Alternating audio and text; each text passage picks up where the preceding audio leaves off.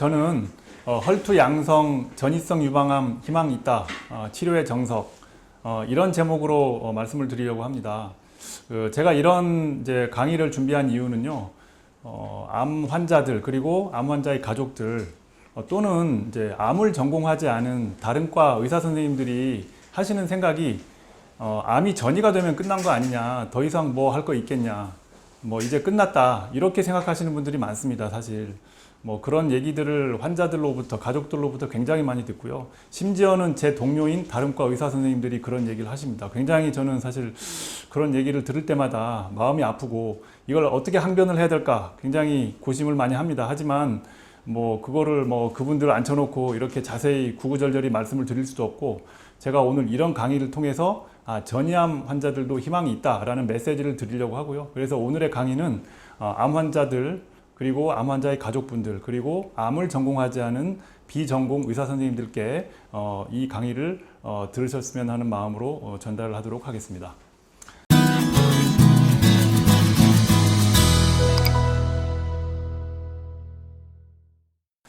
제 강의를 시작을 하겠습니다. 우선 제 소개를 간략히 해드리면 저는 연세대학교 의학과를 졸업을 했고요.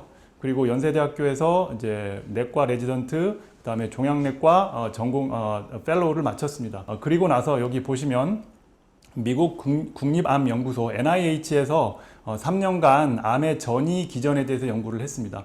제가 아까 이제 암 전이 되고 나면 끝난 게 아니다라는 메시지를 드린다고 했는데, 제가 학생 때부터 그리고 이제 제가 수련을 받을 때부터 암의 전이에 대해서 굉장히 관심이 많았고요. 그래서 이제 결국 그 수련을 마치고도 더 추가적으로 엑스트라로 제가 미국에 가서 암이 전이 되는 과정에 대해서 또 공부하는 그런 시간을 가졌었습니다. 이제 그런 과정을 거치고 기초 연구를 마치고 나서 여기 밑에 보시면 미국의 MD 앤더슨 암센터라는 미국의 뭐 굉장히 유명한 암센터입니다. 이 암센터에서 신약을 만들었을 때 신약의 임상시험을 어떻게 시작을 하는지 이제 이런 이제 트레이닝을 또 받게 되었습니다. 그리고 나서 한국에 와서 현재 이제 분당차병원에서 혈액종양내과 교수로 활동하고 있습니다. 자, 우선 제가 여러분께 가장 먼저 드리는 말씀은요. 제가 이제 유방암을 중심으로 말씀을 드릴 거고요. 유방암의 타입입니다. 유방암의 A형이라고 하는데요. 이제 유방암은 한 가지가 아니고 세 가지로 이루어져 있습니다. 호르몬 수용체 양성, 허투 양성, 삼중음성, 이렇게 세 가지 타입으로 이루어져 있습니다. 유방암 진단을 받으면 이런 호르몬 수용체 검사를 하게 되고요. 허투라고 하는 유전자 검사를 하게 됩니다. 그래서 호르몬 수용체 양성인 경우 호르몬 양성이다 이렇게 하고, 허투라는 유전자 양성이면 허투 양성. 근데 둘 다 또는 이제 호르몬 수용체에는 사실 두 가지가 있기 때문에 요거 두 가지와 한 가지를 다 음성으로 진단을 받게 되면 삼중 음성이다 이렇게 판명을 받게 됩니다. 이렇게 이제 세 가지로 나누게 되는데요. 호르몬 수용체 양성인 경우는 전체의 70%, 허투 양성인 경우 15%, 삼중 음성은 15%. 그래서 오늘은 요 허투 양성에 대해서 말씀을 드릴 거고요. 이렇게 나누는 이유는 무엇보다도 치료제가 다르기 때문입니다. 간략히 말씀을 드리면 허투 양성 유방암은 호르몬 수용체 양성인 유방암은 호르몬이 너무 과다 발현이 되기 때문에 유방암이 생기고 유방암이 더 악화가 된다 이렇게 간략하게 설명을 드릴 수가 있겠고, 그렇다면 여러분들이 생각하시기에 그럼 어떻게 치료를 하면 될까요? 이런 호르몬을 억제하는 치료제를 쓰면 됩니다. 그래서 항호르몬제를 투약을 하게 되겠고, 허투 양성인 유방암은 허투라고 하는 유전자가 너무 과발현이 돼서 유방암이 생기고 악화가 된다. 그렇기 때문에 이걸 치료하기 위해서는 허투를 억제하는 표적 치료제를 투약을 하게 됩니다. 이제 삼중음성 유방암은 이러한 신호와는 전혀 관련이 없고 이러한 타겟이 없기 때문에 일반적인 항암제만 쓰게 되는 것입니다. 이렇게 치료제가 결국은 다르기 때문에 이렇게 구분하는 게 가장 중요하고요. 이제 유방암 환자가 저한테 이제 진료실에 딱 들어오면 맨 먼저 제가 확인을 하거나 또는 이제 분석을 의뢰를 하게 되는 게 이런 유방암의 A형이 뭔지를 이제 의뢰를 드리게 됩니다.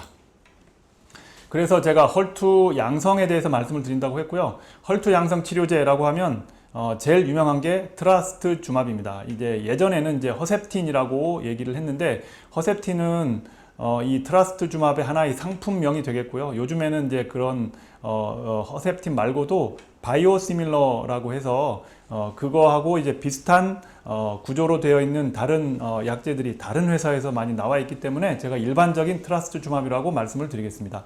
1979년에 허투라고 하는 발암 유전자가 발견이 되었습니다. 이제 로버트 와인버그라는 굉장히 유명한 이제 과학자에서 발견이 됐고요. 이제 그리고 나서 약 한 8년 후에 어떤 일이 있었느냐면요. 이제 이분이 굉장히 유명하신 분인데 슬라몬 선생님이라고 저희가 이제 유방암을 이제 보는 의사들이 얘기를 합니다. 이 데니스 슬라몬 선생님께서 이 허투라고 하는 유전자가 그냥 유전자가 아니고 이 유전자가 만약에 유방암에 발현이 돼 있다 그러면 유방암은 굉장히 치료가 잘 안 되는 매우 안 좋은 유방암입니다 라고 이제 이러한 결과를 사이언스지에 발표를 했습니다. 자, 요 그림은요, 이거 생존 곡선이라고 합니다. 생존 곡선인데, 이 위쪽에 있는 그래프는, 이 밑에 있는 그래프에 비해서 이 생존율이 더 높다라고 이렇게 우리가 얘기를 할 수가 있는데요. 이 위에 있는 그래프와 밑에 있는 그래프를 이렇게 비교를 해보시면 이 밑에 있는 그래프는 이런 허투가 양성인 환자들이고요. 위에 있는 그래프는 허투가 과발현이 되지 않은 허투가 음성인 환자들입니다. 그래서 이 허투가 과발현이 된 환자들이 예후가 굉장히 안 좋았다. 뭐 빨리 사망하고 빨리 재발하고 이런 예후가 안 좋았다. 그렇기 때문에 이분이 하신 게 그러면 이 허투를 억제하는 치료제를 만들면 되겠다라고 이제 처음 생각을 하고 그런 이제 개발에 착수를 하게 됩니다. 근데 이제 시간이 많이 걸렸습니다. 1998년도에 허셉틴이 처음으로 승인이 되었습니다. 이제 FDA, 미국의 FDA에서 사용 승인을 받게 됩니다. 한 11년 정도 걸렸습니다. 그래서 이 약이 세상에 나오게 되었고요. 이때부터 사실은 이제 유방암에서 허투 양성이다라고 하면 옛날에는 이제 끝났구나라고 했었는데 이때부터는 이제 허투 양성이라도 이제 해볼만하다 이렇게 사람들이 생각이 바뀌게 된 계기가 이 약제의 영향이 되게 아주 크게 되겠습니다. 허투 표적 치료제의 발전에 대해서 제가 간략히 한번 짚어드리겠습니다. 말씀드린 대로 1998년도에 허셉틴이라는 약이 이제 이 로슈라고 하는 글로벌 제약회사에서 만들게 되었고요. 2007년도에는 노바티스라고 하는 역시 이제 아주 큰 이제 굴지의 글로벌 제약회사인데 타이커브라고 하는 또 허투 표적 치료제를 개발해서 이제 사용 승인을 받게 됩니다.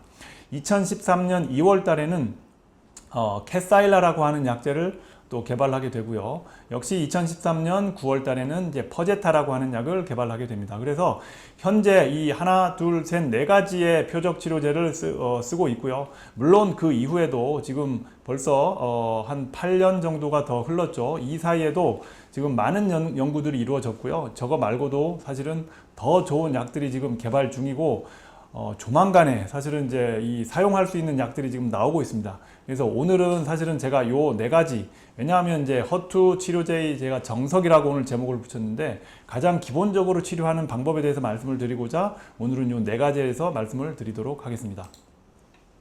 자, 그러면 이 허투 표적 치료제들이 어떻게 암세포를 죽이게 되는지 그 작용 원리를 제가 간략하게 한번 또 짚어드리도록 하겠습니다. 첫 번째는 이 트라스트 주마비인데요. 요 그림을 먼저 좀 이해를 해보겠습니다. 여러분들 이제 고등학교 때 이제 생물학을 배우셨죠. 생물학을 배웠을 텐데 요 이제 두 겹으로 되어 있는 게 세포막이고요. 그 다음에 요게 세포질, 그 다음에 요 이제 안에 있는 반원처럼 생긴 게 핵입니다. 그래서 이 세포막에서 어떠한 이제 신호가 세포 안으로 들어오게 되면은요, 그 신호, 세포가 이제 분열하도록 하는 신호 또는 세포가 뭐 어떤 악성으로 변하게 되는 이런 신호들이 들어오게 되면 결국은 이게 세포질을 통해서 핵 안으로 이런 신호가 들어오게 되고요. 결국은 우리 어떤 생물학적인 근본을 이루는 그 뼈대가 뭡니까? 이 결국 DNA죠, DNA. 그래서 DNA에까지 이제 영향을 미치게 되어서 DNA에서 이 세포의 성장을 아주 촉진시키는 또는 이 세포를 암세포로 만드는 이러한 이제 어떤 단백질들을 생산을 하게 됩니다. 그래서 이제 이 세포가 암세포가 될 수도 있고 아니면 암세포는 더 악화될 수도 있는 거고요. 이제 이러한 과정을 거치게 되는데 이때 허투라고 하는 이 유전자가 아주 중요한 작용을 한다라는 것입니다. 근데 허투에는요, 이게 그 사촌들이 있습니다. 사촌 또는 우리가 패밀리라고 하기도 하는데 1, 2, 3, 4 이렇게 있죠. 그래서 허 1, 2, 3, 4 이런 어떤 가족이 있는데 이것들이 다 암에 어떤 영향을 미치는 이런 패밀리인데요. 그 중에서 특히 허투가 중요하기 때문에 저희가 이제 허투를 표적 치료제로 하는 약을 개발을 하려고 하는 것이고, 나머지들도 우리가 그냥 간과해서는 안 되겠다. 이런 이제 생물학적인 그런 특성을 알고 있었기 때문에 치료제를 개발할 때 다 고려를 하게 됩니다. 이제 처음에 만들어진 이 트라투스주맙은 요 Y자 거꾸로 된 게 이제 항체인데요. 트라투스주맙은 어떤 항체로 이루어진 약제입니다. 이게 여기에 이렇게 결합을 하게 되면 이 허투라고 하는 이 수용체를 통해서 신호가 전달되게 되는 걸 딱 차단을 하게 됩니다. 그래서 이 아까 말씀드린 이런 암화 신호들 또는 이거 암이 더 악화되는 신호들을 딱 차단을 하게 돼서 암세포를 죽이게 된다, 이런 것입니다. 근데 이제 요거 뿐만이 아니고 이 신호를 차단하는 방법이 또 다른 방법도 있다라는 거죠. 그게 뭐냐 하면은요, 이제 두 번째는 타이커브라는 약인데, 이 타이커브라는 약은 보시면 이렇게 이제 타겟팅하는 부위가 다르죠. 이 허셉틴, 트라투스주맙은 세포 밖에서 이렇게 결합을 하게 되는데, 타이커브라는 약은 이 허투 수용체가 이렇게 신호를 전달할 때 이 끄트머리 꼬리가 하나 달려 있는데, 이게 타이로신 키나제라고 하는 이 효소인데요. 이 쪽을 가서 억제하는 약제입니다. 굉장히 이거를 잘 발견을 해서 이거를 딱 아주 특이하게 여기만을 억제하는 약제를 만들게 됩니다. 이제 그래서 이 타이커브를 또 승인을 받게 되고요. 그 다음에 나온 약이 이 캐사일라라고 하는 약인데요. 보시면은 캐사일라는 요 약하고 비슷하죠. 요 지금 항체처럼 생겨 있고요. 여기에 이 항체처럼 생겨 있는데, 이 항체, 이 트라투스주맙에 항암제가 결합이 되어 있는 것입니다. 그래서 항암제하고 항체가 결합되어 있는 약제인데요. 이 캐사일라는 우선은 이게 유도미사일, 탄도미사일처럼 이 허투라고 하는 수용체를 가서 이 항체가 가서 딱 쫓아가서 달라붙으면 이게 세포 막 안으로 이렇게 들어오게 됩니다. 그래서 여기에서 이 DM1이라고 하는 게 여기에 붙어 있는 항암제인데, 이 항암제에 의해서 이 세포가 죽게 되는 것입니다. 그래서 두 가지의 작용을 가지고 있습니다. 일단은 이제 트라투스주맙의 작용을 가지고 있고, 항암제가 또 암세포를 죽이는 작용을 가지고 있어서 굉장히 스마트하면서도 강력한 약이 이 캐사일라가 되겠습니다. 이게 세 번째로 개발된 약제이고요. 그 다음에 나온 약이 이제 퍼제타라고 하는 약인데요. 보시면은 이 퍼제타도 이 트라투스주맙하고 마찬가지로 세포막 밖에서 이렇게 억제를 하게 되는데, 결국은 이 허투라는 이 이제 수용체하고 아까 제가 1, 3, 4도 간과하면 안 되겠다라고 말씀드렸는데, 이렇게 1, 3, 4가 이렇게 결합하는 거를 방해하게 됩니다. 그래서 이 두 수용체가 결합하게 되면 아주 강력한 암화 신호를 세포 안으로 전달하게 되는데요. 요거를 딱 막아버리는 것입니다. 그러니까 굉장히 강력하게 이런 허투의 신호 전달을 차단한다, 이렇게 되는 것입니다. 그래서 이제 하나, 둘, 셋, 네 가지 요 약제들이 가장 기본이 되는 이제 허투 표적 치료제이고요. 이제 요런 약제들을 어떻게 조합해서 이런 허투 양성인 유방암을 치료하느냐라는 거는 또 어떤 임상 시험에서 이런 것들을 증명을 하는 그러한 또 과정이 되겠습니다. 그래서 일단은 여기까지 제가 허투 표적 치료제의 작용 원리에 대해서 말씀드렸습니다. 자, 이어서 허투 양성 전이성 유방암의 치료의 정석 두 번째 파트로 넘어가겠습니다. 자, 여기에서는요, 허투 양성 전이성 유방암의 1차, 2차, 3차 치료제가 각각 어떤 약제가 있는지 구체적으로 예를 들어서 설명을 드리도록 하겠습니다. 자, 첫 번째는 1차 약제인데요. 클레오파트라 연구. 이거는 이제 임상시험의 이름입니다. 굉장히 유명한 임상시험의 이름입니다. 임상시험은 어떻게 전개가 되느냐 하면요, 기존에 어떤 표준 치료제가 있습니다. 그 표준 치료제로 인해서 환자들을 치료해 왔는데, 그 표준 치료제가 약효가 충분치 않다라고 판단을 하기 때문에 그보다 더 좋은 약을 개발해서 표준 치료제와 비교하는 게 임상시험입니다. 그래서 기존의 표준 치료제가 뭐냐 하면 아까 말씀드린 트라투스주맙, 요게 이제 허투 표적 치료제의 1세대 약이 되겠고요. 요 약하고 도세탁셀을 이제 병합해서 쓰는 게 기존의 표준 치료제였습니다. 그래서 요 약제하고 이 클레오파트라 연구에서는요, 새로 만든 퍼제타라고 하는 요 새로운 약을 하나를 더 추가해서 비교를 하게 됩니다. 그래서 요 표준 치료와 퍼제타를 포함하는 이 실험군의 약제를 비교를 하게 됩니다. 비교를 해보면은요, 제가 여기에 이제 PFS라고 써놨는데, 이거는 무슨 말이냐면 무진행 생존 기간이라는 이제 약자이고요. 이제 이거는 어떤 항암제의 효능을 평가하는 데 있어서 우리가 가장 많이 쓰는 어떤 지표 중에 하나다 이렇게 이해를 하시면 되겠습니다. 요게 이제 OS라고 되어 있는데 이거는 이제 전체 생존 기간. 이것도 마찬가지로 항암제의 효능을 평가하는 데 있어서 최종적으로 우리가 사용하는 지표이다 이렇게 이해를 하시면 되겠습니다. 그래서 PFS, OS를 두 가지 다 비교를 했습니다. 요 그래프를 아까 뭐라고 했죠? 이거는 이제 생존 곡선이라고 말씀을 드렸고요. 이 생존 곡선은 위에 있는 것은 생존 기간이 더 길다. 그렇다면 이 위에 있는 치료군은 더 약효가 좋다라고 우리가 이제 쉽게 생각을 할 수가 있습니다. 그래서 이 생존 곡선 위에 있는 것과 아래에 있는 생존 곡선이 어떤 약제를 나타내는지를 보시면 되겠습니다. 그래서 아까 이제 어떤 비교라고 말씀드렸죠? 이게 이제 1차 치료제인데요. 기존의 표준 치료제는 트라트수주맙과 도세탁세를 병합한 약제이고요. 그 다음에 거기다가 퍼제타라고 하는 새로운 이제 허투 표적 치료제를 병합해서 치료를 했더니 이제 요 색깔로 보시면 요 붉은 계열의 요 선을 보시면은 생존 기간이 훨씬 더 늘어났습니다. 무진행 생존 기간도 늘어났고요. 이 전체 생존 기간도 늘어나서 표준 치료에 비해서 퍼제타라고 하는 이제 신약을 병합을 했더니 약효가 더 증가한다. 생존 기간이 증가한다라는 것을 증명을 하게 되었고요. 이 연구로 인해서 이 퍼제타가 암 환자들한테 이제 사용 승인을 받고 현재 굉장히 많이 사용하는 약제입니다. 그래서 이 약제에 좀 놀라운 면을 제가 하나 말씀을 드릴게요.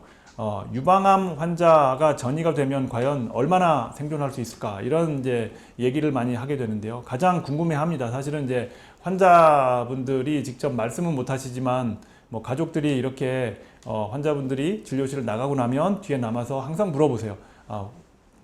선생님, 우리 환자분 얼마나 살 것 같습니까? 이렇게 물어보십니다. 사실은. 뭐 의사라고 뭐 다 압니까? 저희 사실은 뭐 저희도 모르는 건 마찬가지지만 어떤 이제 데이터에 근거해서 말씀을 드리자면 허투 양성 유방암의 전이 환자라고 하면 이 결과를 제가 보고 말씀을 드리자면요.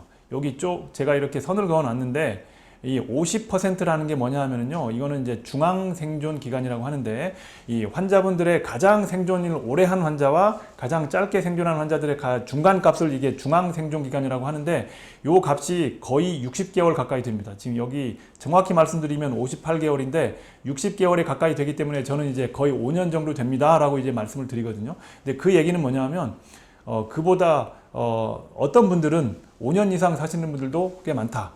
하지만 뭐 그 또 반면에는 5년보다 짧게 사시는 분들도 있다라는 거지만 그 중간 정도 되시는 분들은 5년 정도 사십니다라고 제가 말씀을 드리거든요. 사실은 제가 이 종양학을 배우는 수련을 받던 시기에는 전이암 환자가 5년을 산다 이러면 그 암이 완치가 된 거 아닙니까? 이렇게 사실은 얘기하던 그런 시절이었습니다. 하지만 요즘에는 약제들이 굉장히 많이 좋아졌기 때문에 이렇게 전이암임에도 불구하고 5년을 이제 생존하시는 분들이 꽤 많아졌다라고 말씀을 드릴 수가 있겠습니다.